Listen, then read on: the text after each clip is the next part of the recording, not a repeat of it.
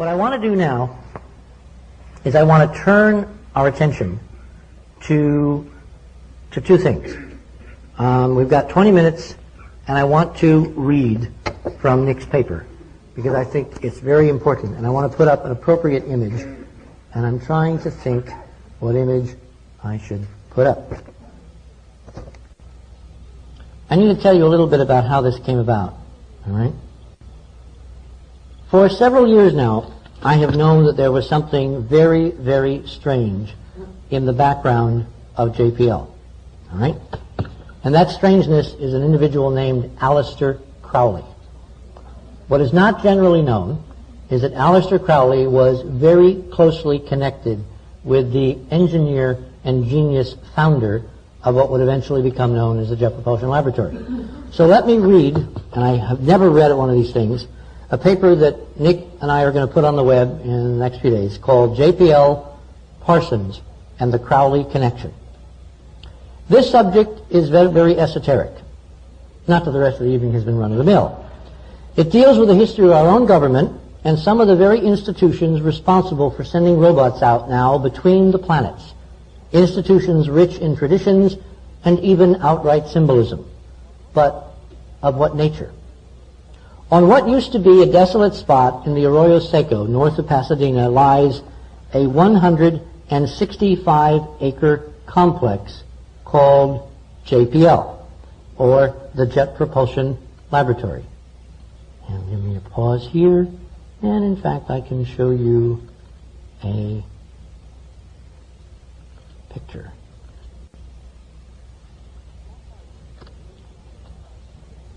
Jack Parsons, a brilliant young Caltech chemist and founder of JPL, forever changed the course of rocketry by adding with a brilliant flash of insight the chemical potassium perchlorate to the then standard black powder solid rocket ignition systems being employed at the time, in the mid-1930s.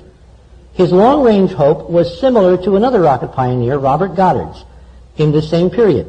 He wished to develop a more powerful means of eventually exploring space beyond our planet. But official government funding of such impractical dreams in the 30s was essentially non-existent. With the advent of the Second World War, all that changed. Only the sudden infusion of dizzying new funding into this new science was not for scientific exploration. It was for rocketry's more obvious military applications. Through Jack Parsons, JPL thus developed an early institutional expertise in solid rocket propulsion and instrumentation.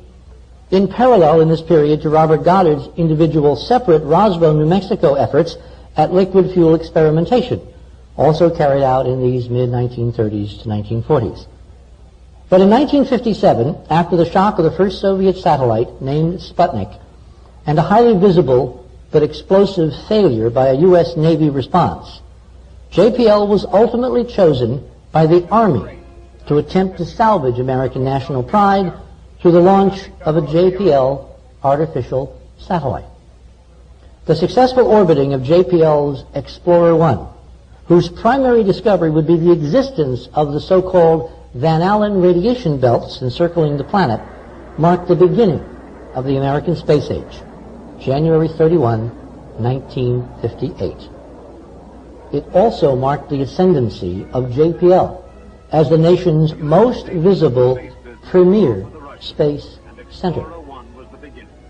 As stated, originally under Army jurisdiction, President Eisenhower, concerned about JPL in the hands of the growing Cold War military-industrial complex, had JPL transferred to the civilian sector under a NASA Caltech contract in 1959, where it was given its eventual mandate, if not virtual monopoly, among NASA's many other centers, to explore deep space. JPL, again, just up the street, led the U.S. unmanned missions to the moon with the Ranger and Surveyor projects in the 1960s, to Mercury, Venus, and Mars with Mariners 2 through 10, to Mars with Vikings 1 and 2, and to Jupiter and Saturn and beyond with the equally historic Voyagers. JPL also conducted tracking and communications through the DSN, the Deep Space Network, for Pioneers 10 and 11, and has recently carried out Galileo projects which not only re-imaged and carried out experiments to study Jupiter's atmosphere, but have sent the spacecraft to re-image Europa, one of Jupiter's so-called Galilean moons, now known to have volcanic activity, oceans, and enough internal heat to have possibly spawned life forms that, if they exist, should have evolved and remained undisturbed for 5 billion years. And many of you know that I wrote about that about 20 years ago, which NASA is very conveniently forgetting. As also stated earlier, John Whitesides Parsons, chemist and rocket engineer extraordinaire, was the actual creator of the Caltech lab eventually called JPL, or, among insiders, Jack Parsons Lab.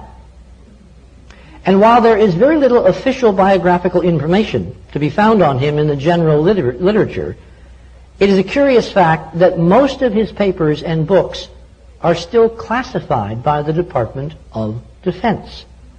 One thing that is known, at least within the planetary science community, is that Parsons has been officially immortalized by the International Astronomical Union by having a crater named for him on the moon. It is therefore extremely puzzling that the rest of Parsons' life, in comparison to far more obscure space scientists and engineers, is relatively unknown, even among avid JPL enthusiasts. Perhaps the reason for this paucity of information has something, perhaps a lot, to do with certain aspects of Parsons' private life that most at NASA and JPL, actually in the know, might rather be forgotten. Because one striking aspect of Parsons' private life that has been well documented outside of official governmental sources and publications is his curious association with an individual known as Aleister Crowley. Given Crowley's overwhelming and intensely controversial interests, the demonstrable importance of Crowley in Jack Parsons' private and professional life, stay tuned, and an inexplicable Crowleyan pattern that has recently emerged in all JPL missions, one feels compelled to ask at this late date, who was Aleister Crowley? And what was his heretofore unseen, but apparently highly influential role in the founding and evolution of this critical national space facility called JPL? Aleister Crowley was the premier self-styled Western magician of the 20th century, who some have called the most evil man in the world. Crowley simply termed himself the Great Beast. He wouldn't invite him to dinner. Whose secret name in his order was Phoenix, for reasons that will later become apparent. Parsons became one of Crowley's greatest students and was said to have been his personally chosen successor. Let me repeat that. We have documentation, no question, that Parsons was selected by Crowley to be his successor in these arcane, magical rituals and ceremonies and practices. This is not something you're going to get from a NASA press release, all right? Parsons quickly moved up the ranks of Crowley's organization called the Order of the Eastern Temple and was eventually appointed head of the lodge in Pasadena by Crowley himself. Parsons swore an oath of allegiance to guide humanity into, quote, an age of communion with the gods. Is this something you're going to read in NASA's official stuff? Using his demonstrable vast talents of insight and science and, in his own words, magic. The objectives of those like Crowley who practice Western magic is ostensibly, quote, to advance humanity by contact with higher intelligence. That is, read with extraterrestrials. Gosh, is that what they're up to? Either by calling them down or traveling to their planets, which, if the objects on STS-48 and STS-80 are what they now appear to be, we almost certainly can. These are things you've seen on the UN briefing, and you're going to see before Christmas on our analysis of the shuttle video that was downlinked live by NASA in December of last year. According to Crowley, one can contact these higher intelligences by becoming one with them.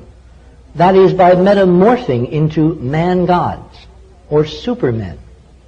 This was Crowley's primary goal, attainable in his beliefs through the ancient systems of the Hebrew and Greek Kabbalah and other forms of metaphysical, quote, science. All practitioners of magic, philosophically based occultists such as the Theosophists or Freemasons, have been consumed with interest of finding the origins of the human race. You just have to read what they write. It is claimed by the founders of many of these secret orders that they have received guidance from direct contact with those who call themselves the secret chiefs of the Great White Brotherhood. These masters, we are told, have literally dictated the laws and agendas of these mystery schools of ancient thought and wisdom. Now, Crowley, in the latter part of the last century and the beginning of this, the 20th, claimed to have had many such indescribable contacts, but two were of the greatest importance in apparently redirecting his entire life and thus changing the face of modern magic for all who followed. And as astonishing as it may seem, it may be that almost a century ago, Crowley was given a revelation about things that are coming to pass, even as we speak here tonight. The first contact that Crowley relates was in April of 1904 in Cairo. Cairo, by the way, is Seleucid Arabic for Mars. Crowley tells us that he encountered an entity who he considered to be his, quote, holy guardian angel. This entity identified himself as Aiwass and proceeded to dictate to Crowley the so-called Book of the Law, or what would eventually become, to some, the canon of 20th century magical practice. In this book, Aiwass decrees that, quote, do what thou wilt shall be the whole of the law. And then he goes on to say, and I am a god of war and vengeance. I want to get something up here.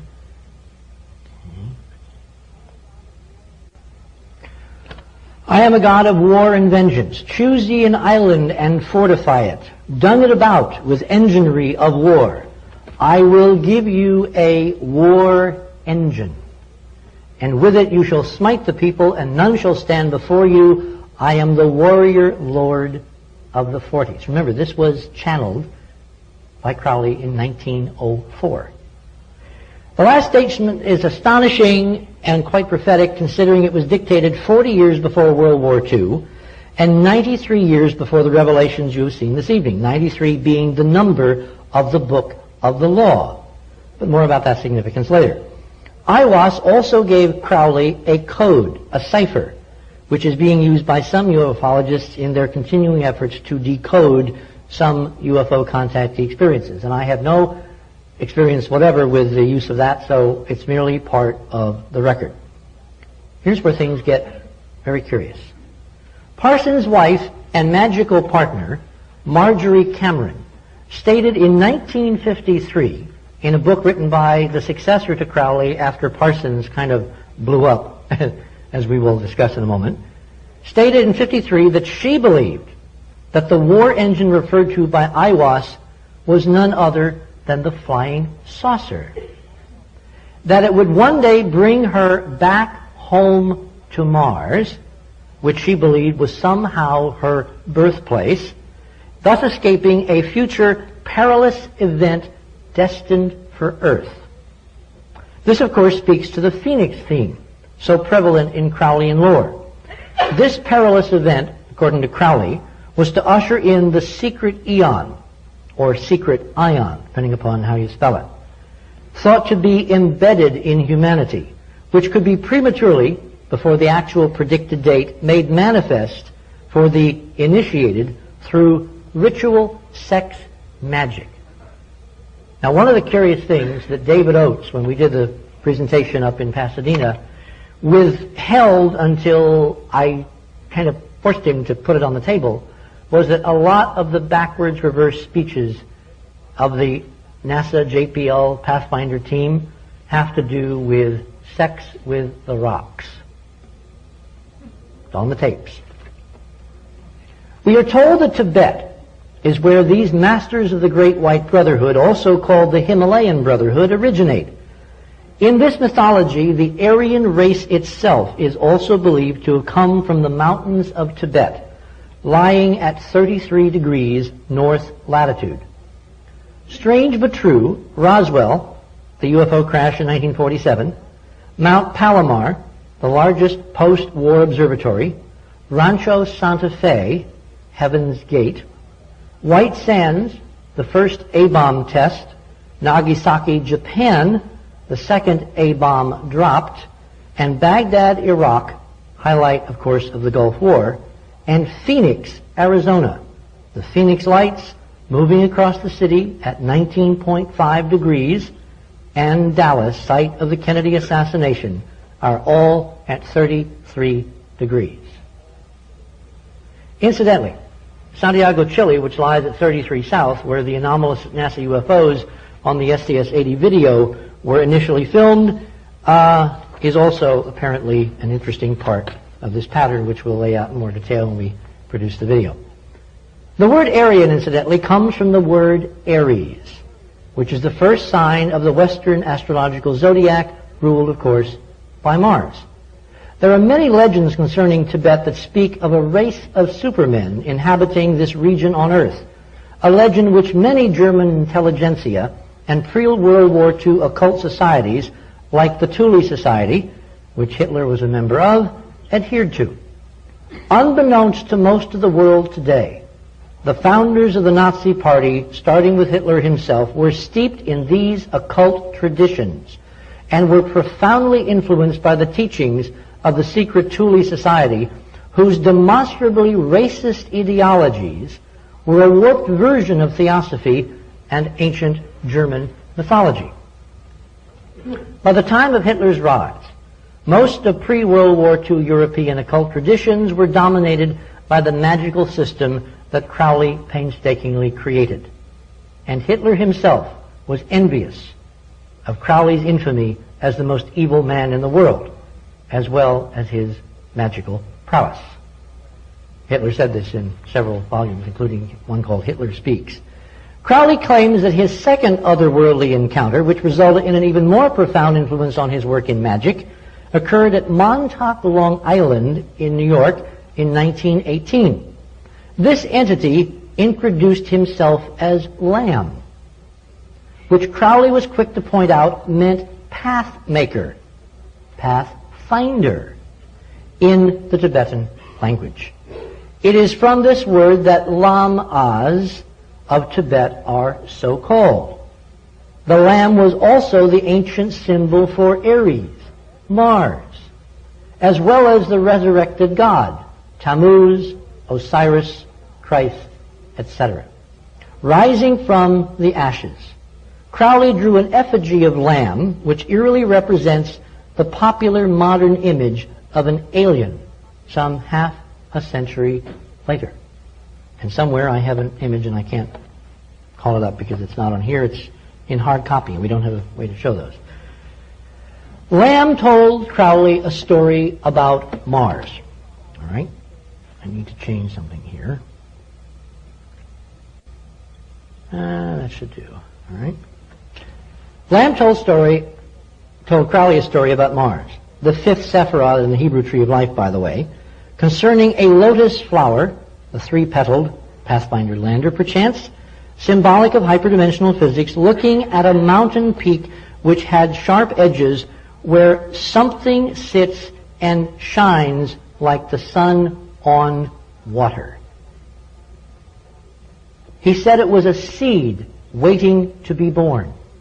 This story is also related in the earlier Book of the Law as dictated by Aiwass, where it is written that, quote, there will be a reward of Ra-Hur-Kuit, an aspect of Horus, the babe in the egg, waiting to be reborn, whose number is 97.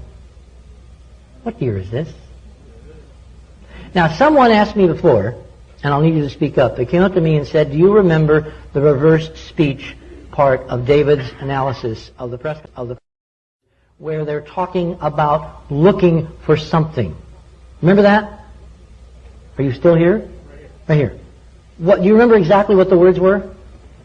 I remember it was a female voice, and I remember she said, she referred to one of the twin peaks, and she said, "There's our prize." There's our prize. Okay. Lamb then goes on to state, "Thou art to go this way," and speaks of a lightning flash of enlightenment, which in occult tradition is symbolic of Mars, the god of war and fire. Now, I've been doing a lot of reading, unfortunately, about Hitler in the last month.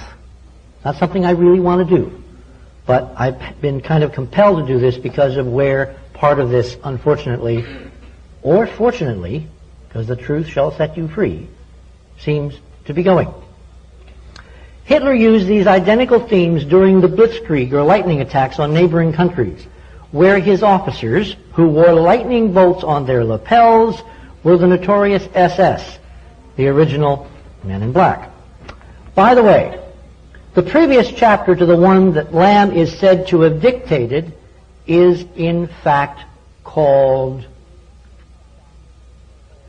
The Tank. Right? And this tank, which was given to Hitler's armored divisions in 1932 by a German general who had French ancestry and was part of another analog of the Thule Society, a secret society out of France, is eerily similar to, in fact, what we're seeing on the Martian surface. The only difference is scale. The previous chapter to the one Lamb is said to have dictated is called The Tank, or The Engine of War, samples of which the Enterprise mission has now apparently discovered in the JPL Pathfinder images. The power behind these occult systems of philosophy on which the various mystery schools have historically been based lies in the beliefs of their practitioners that they embody universal laws of nature, reflecting fundamental properties embedded in everything visible to human beings, including man himself. No one person, people, or race can thus lay just claim to own such laws, although many throughout history, such as Hitler, have made the attempt. Two exquisite but radically different examples of the encoding of such natural systems here on Earth are demonstrated by the Hebrew alphabet and by none other than the Great Pyramid of Giza, Egypt. So let me do this. The designers of these two similar but separately unique creations, in fact, apparently have encoded the same internal systems within each, an unfolding mathematical or architectural pattern communicating information proposed by their designers to be streaming from higher dimensions, i.e. a hyperdimensional physics, into our familiar three-dimensional reality. Radically different schematic blueprints represented by widely divergent physical systems here on Earth for, in essence, preserving identical yet extremely ancient views of the origin and structure of the universe. Two examples. The builders of the Great Pyramid, whomever they ultimately turn out to be, not only demonstrably concretized the spatial dimensions of our Earth within its architecture, they built that architecture out of limestone, technically calcium carbonate. This ubiquitous mineral here on Earth, found as both soft chalk and for everlasting marble, reinforces for us the idea of the creation of life itself, since mountains made of limestone rocks, in whatever form, are called properly the ash of life, as they are literally the remains of once bony structures of millions of endo and exoskeletons of former living creatures on this planet. Thus, in their very form and substance, the pyramids at Giza are literally architectural monuments to the physics of life on Earth.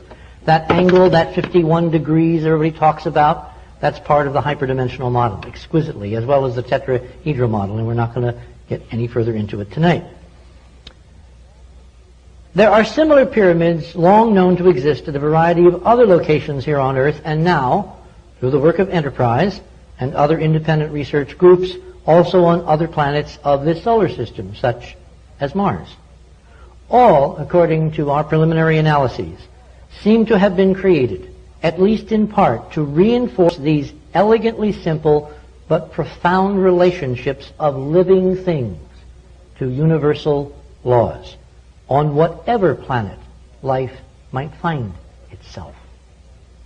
Now, according to the separate but equally important work of our own colleague Stan Tenen at the Mayru Foundation in New England, the Hebrew alphabet also encodes these identical, simple, but profoundly universal laws. The revolving shadow pattern of the same mathematical spin which mimics life unfolding from hyperdimensions into our own.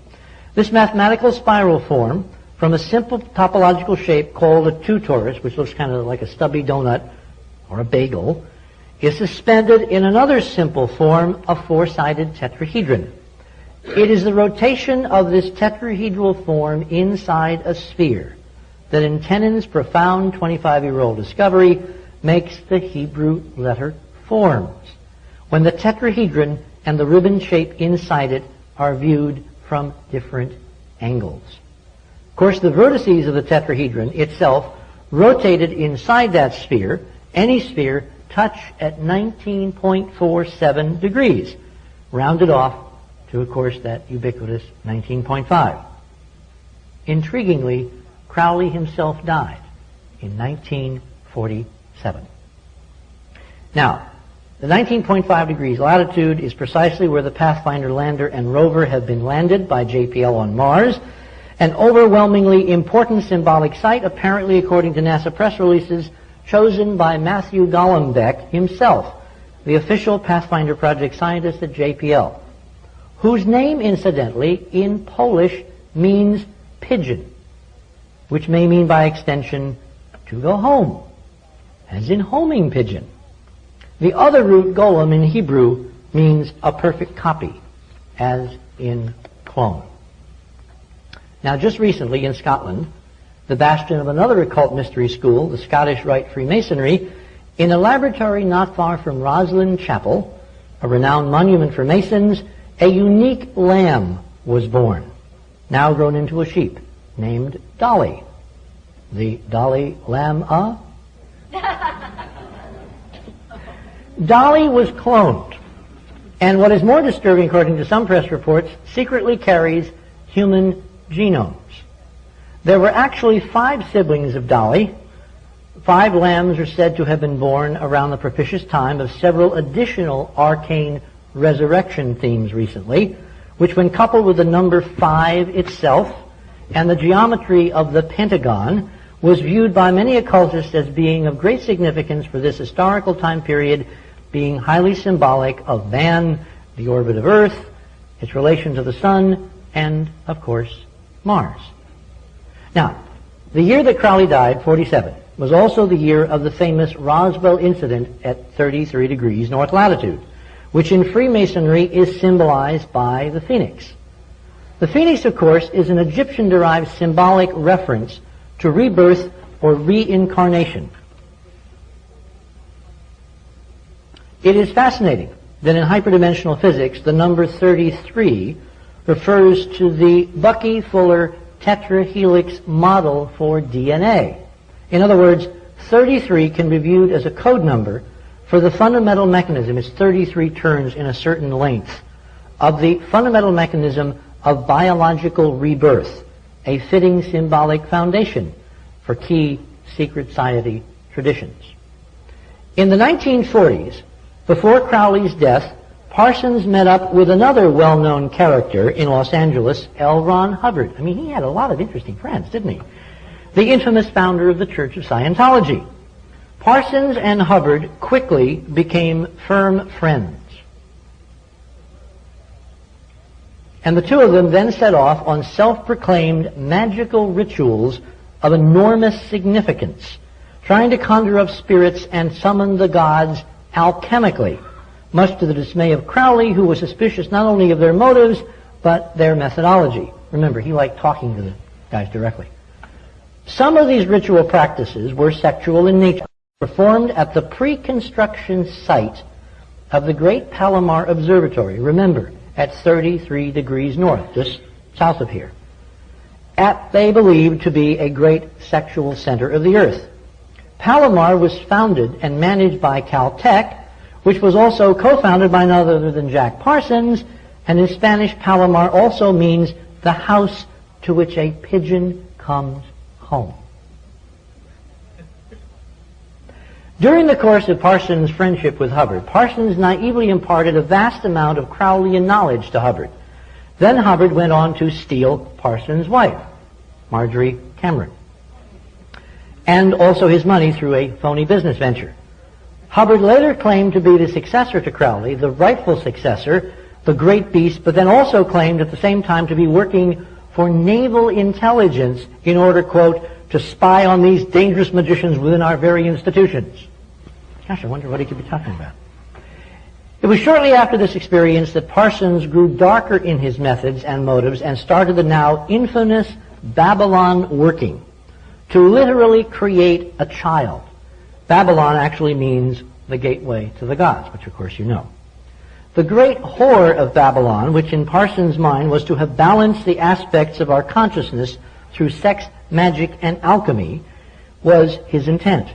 Crowley, at this point, then threw Parsons out of the order. In one of Parsons' rituals, he was revealed a sign. Now, this is from Kenneth Grant's book on what Parsons was doing in those so-called years when he was the favored son, ceremonially speaking, of Crowley. He, as part of this working, went into trances and saw things. At the time he received Liber 49, Parsons could not have been aware of certain letters written by Frater Occult, and there's a footnote, which came to light after Parsons' death.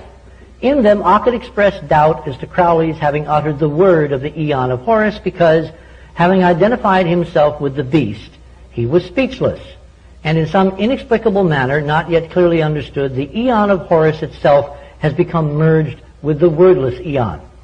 In the Book of Antichrist, Parsons wrote, describing the Black Pilgrimage, which he ostensibly took in this working, quote, Babylon called on me again, and I began the last work, the work of the wand. And I worked for 17 days until Babylon called me in a dream in an astral working. Then I reconstructed the temple and began the Black Pilgrimage as she instructed. And I went into the sunset with her sign, and into the night past accursed and desolate places and cyclopean ruins. These are huge structures. And so came at last to the city of Chorazin. And there a great tower of black basalt was raised that was part of a castle whose further battlements reeled over the gulf of stars.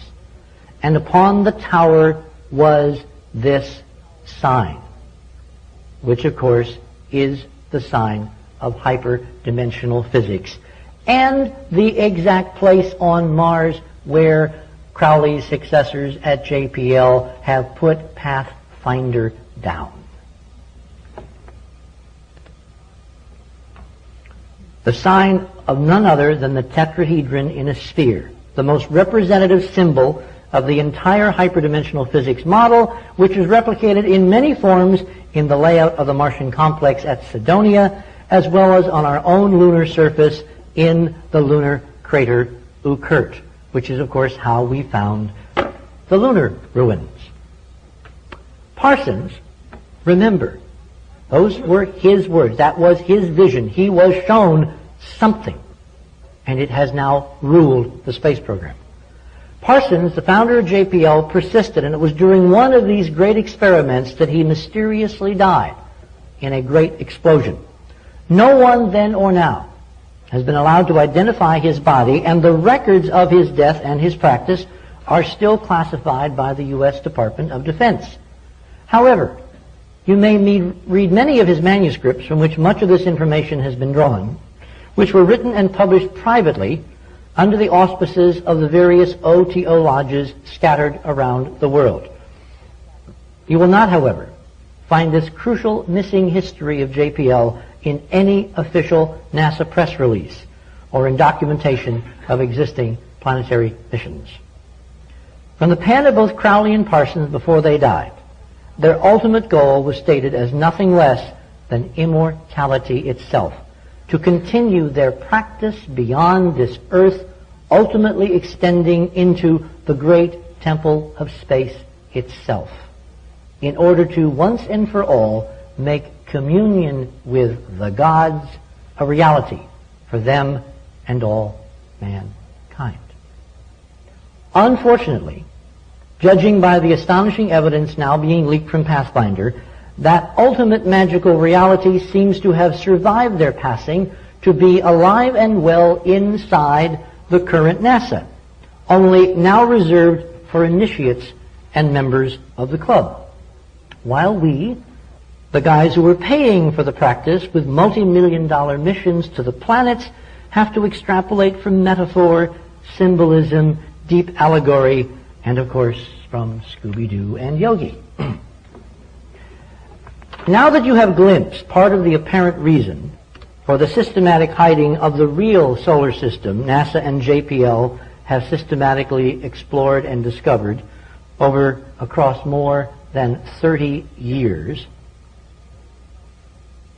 the little-known occult history of JPL and its founder, Jack Parsons, it is equally essential that you grasp the hard, reproducible, physical evidence on which the current claim is made that Crowleyan magic is indeed alive and well inside JPL and possibly the rest of NASA.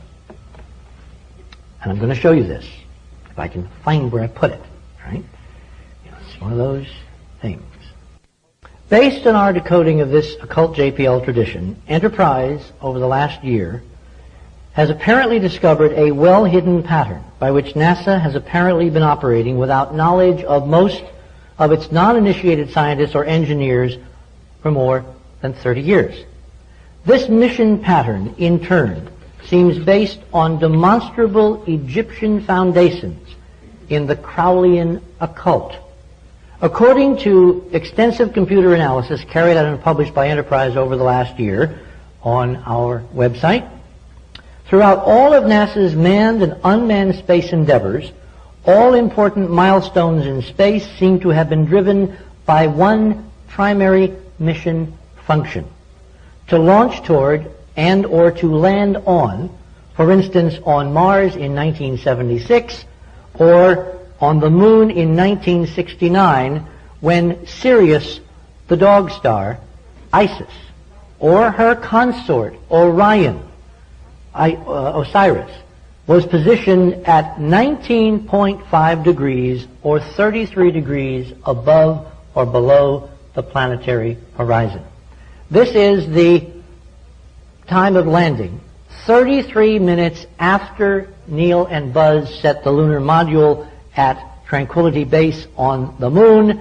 Sirius was exactly at 19.5, at which point Buzz Aldrin broke out a chalice and a wafer and conducted a religious ceremony in the lunar module on the Moon, I strongly suspect to Isis. He carried with him free Masonic emblems and ancillary material, which he then brought back and gave in a quiet ceremony of which we have photographs to the Freemasonic Temple in Washington, D.C., just a couple of blocks up from the White House. Isn't this interesting? And you thought we went to the Moon because of the Russians. Gosh.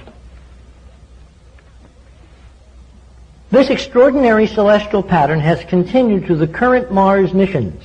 Mars Pathfinder, which left Earth when Mars was 19.5 degrees above the Atlantic Ocean on December 4th and arrived on Mars on July 4th.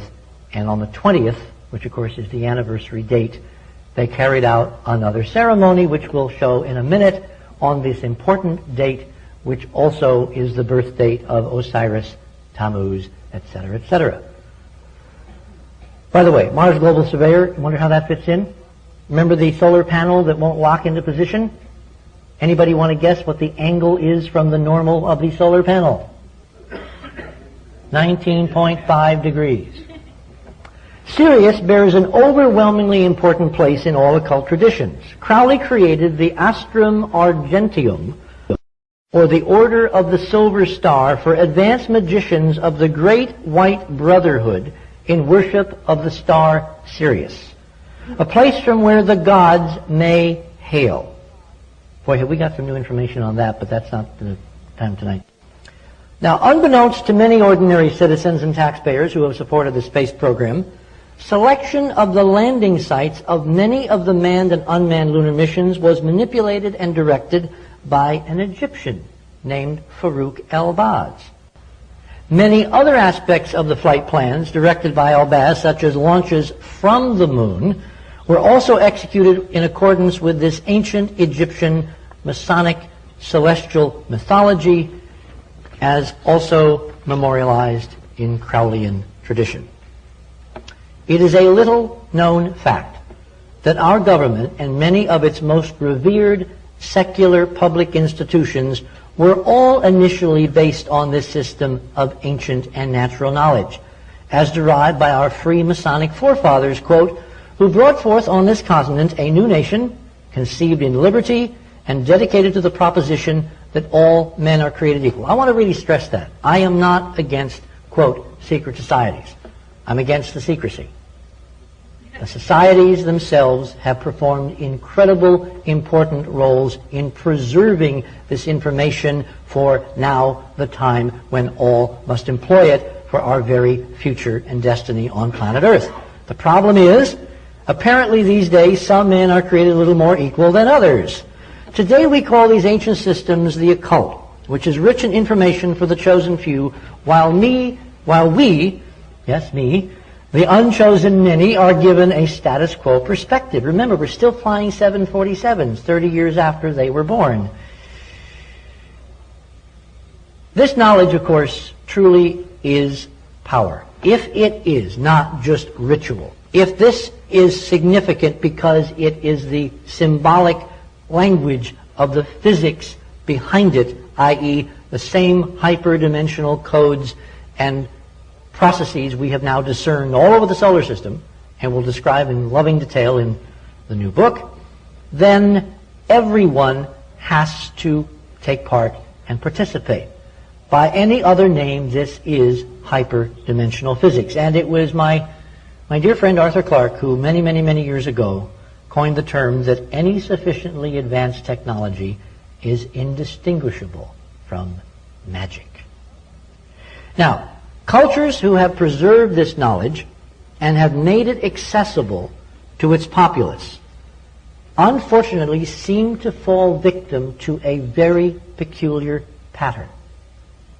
It's called genocide. Witness the Jews at the hands of Hitler. Remember Tenen's work on the Hebrew alphabet.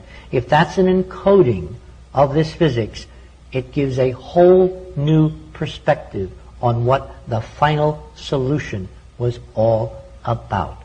Because the Hebrew culture is the carrier wave of this information. Destroy the culture, you destroy the information. At least I am beginning to strongly suspect that that was the strange, bizarre logic behind the inexplicable. And I'm talking, of course, about the Holocaust. The Tibetans, at the hands of the Chinese, have apparently suffered a very similar fate. One aspect of war on Earth may well be the battle to become heir to all aspects of this ancient, crucial knowledge of reality and keep the other guy from finding out. Those in power, apparently on rediscovering this ancient knowledge preserved from when and where, repeatedly make apparent conscious decisions to keep it for themselves. They repeatedly set up institutions recognized as priesthoods, Sumer, Babylon, Egypt, in order to dole out crumbs from this priceless storehouse to all the rest of us, while they do their level best to keep the real secret doctrines totally away. And the reasons are not always selfish. At least it doesn't seem to always start out that way. Usually it comes about because one of those with this special information cannot always freely share what one knows because of the real threat of being persecuted during one of those myriad inquisitions that roll over the planet from time to time to time. However, even when it becomes safe to reveal such knowledge without fear of persecution, as when democracies eventually arise, the withholding of such knowledge by a chosen few seems to have become the prime objective for reasons based on arrogance, patriarchy, and discrimination by the chosen. There is also a belief within the mystery schools themselves that true understanding and evolution can only come about through proper cultivation and innate revelation brought about by symbolism and a consistent array of subtle images and themes. This process is supposed to enable the individual to reveal the bigger picture from within. It appears that this methodology for revealing long secret information is currently taking place at many levels in society, imperiled by those with the foregoing view. Thus, simultaneous with the controllers, there may also exist a few benevolent efforts, truly benevolent efforts, to leak images and paint pictures in a way that those with eyes will see. Is this possibly why we're getting this incredible information about Mars out of JPL, even as they lie at all these press conferences? I mean, I would like to think so. I would really like to think that there is a counterforce. You know, that we've got allies up there, and whatever their long-term agenda, their short-term agenda appears to be to give us the tools to fight back, to face lies with truth. While one of the authors of this paper, myself, has long known of the curious history of JPL, the other, my colleague Nick Skoros, only began serious research for this paper a few months ago. An earlier version was presented in Pasadena the night of 11 September when Mars Surveyor was placed in orbit. Since that time, we have been virtually inundated with Tibetan, Buddhist, Aryan, and Nazi themes in everything from Hollywood blockbusters to television documentaries. 7 years in Tibet is the story of a Nazi SS officer who only recently was revealed, who climbs a mountain in the Himalayas, which the Nazis call our mountain, and later befriends and tutors none other than the Dalai Lama.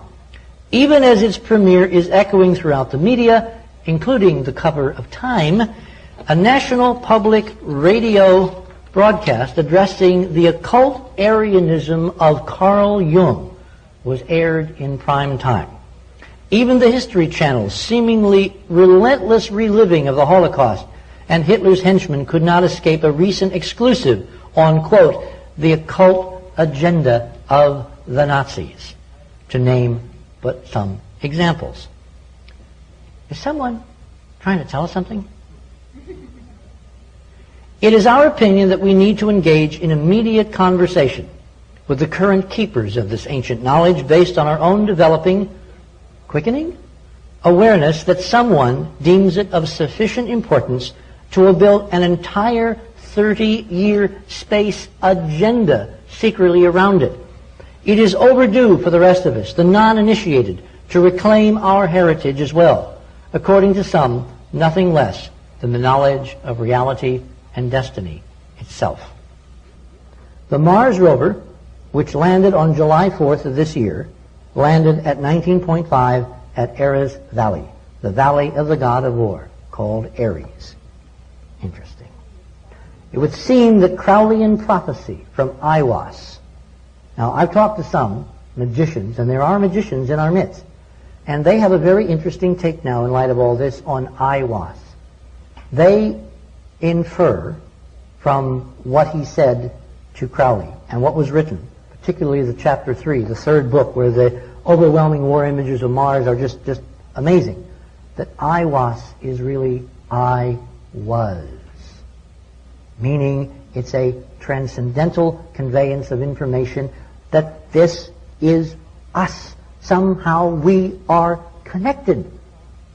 And that's part of the suppression. We're not supposed to know that because maybe we can change something if we know. Anyway, it would seem that Crowleyan prophecy is indeed being fulfilled today on Mars by the great inheritors, whoever they are, of the Word of God at JPL. It's time the rest of us joined in this crucial conversation. to paraphrase Ronald Reagan, which I do not often do. After all, we are paying for this microphone. Thank you.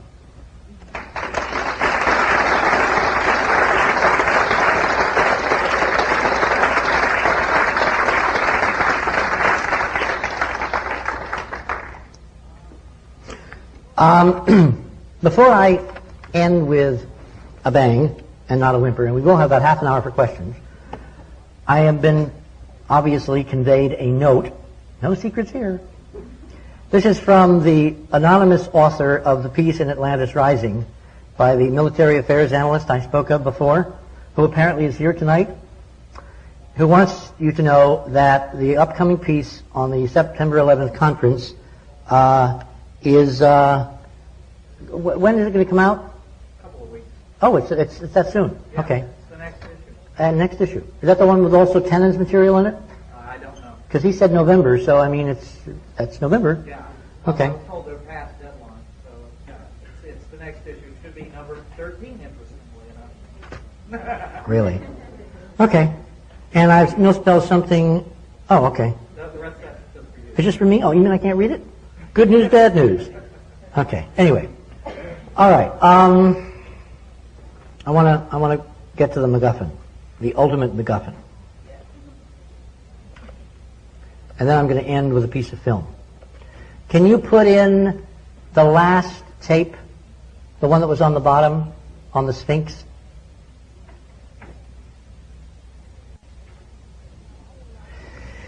I am not very pleased with the direction that this investigation is taking. Because I really have an innate deep revulsion when I see pictures of human beings treated as they were at Buchenwald and Auschwitz and places like that. And like an awful lot of other people, I thought that was all safely in the past. And I'm at some level of denial, because intellectually I know that at the end of the war, we literally, as part of official U.S. government policy, brought thousands of Nazis, including some very prominent rocket engineers and scientists. And they were taken into our bosom to literally forge the means to take us to the moon. And it was done through an Army operation called Operation Paperclip. Well, remember, JPL was, before it was a civilian NASA contractor, was in fact part and parcel of the Army, of the Ordnance Division.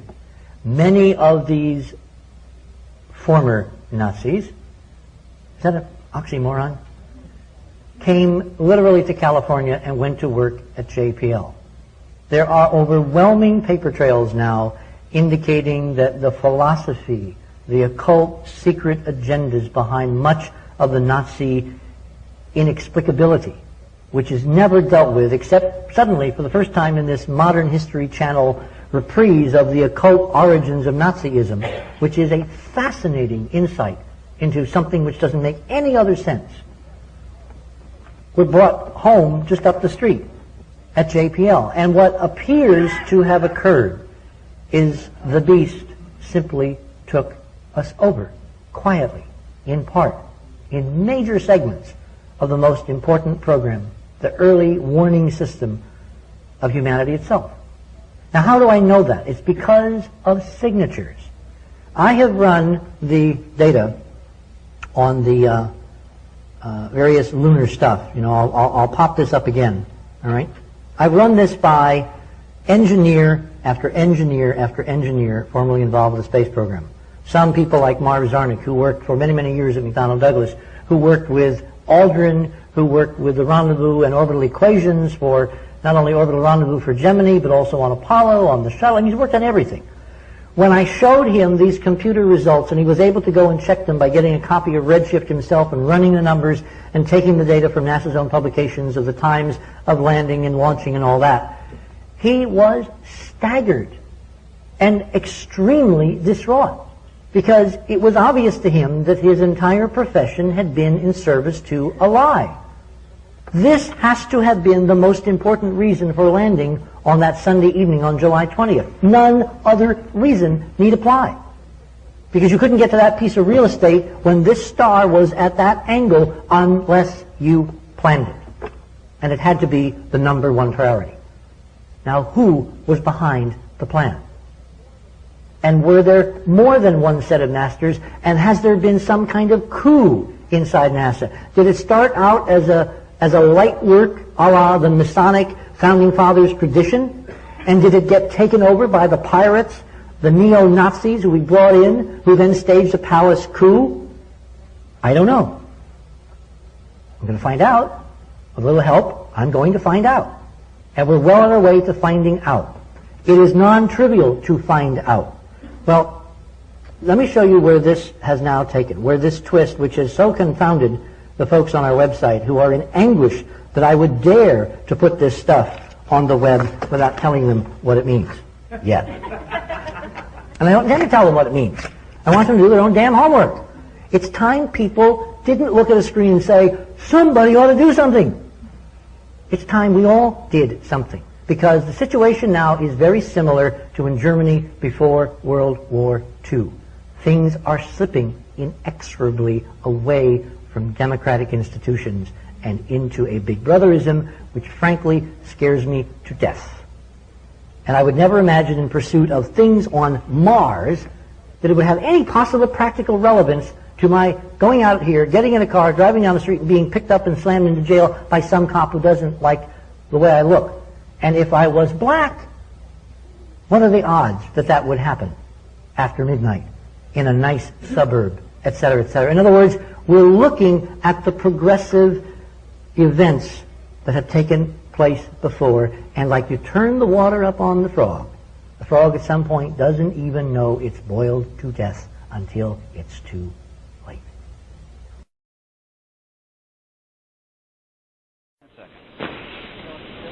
We have a go for main engine start. 6, 4, 3, 2, 1. We have booster ignition and liftoff of the Space Shuttle Discovery, lighting up the nighttime.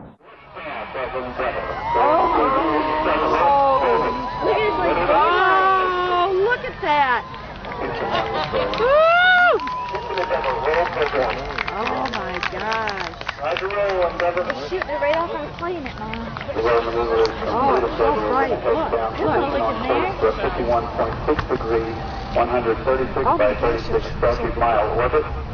The Florida coast with an early sunrise as Endeavour heads out on a course to intercept the International Space Station in a day and a half. So nice to be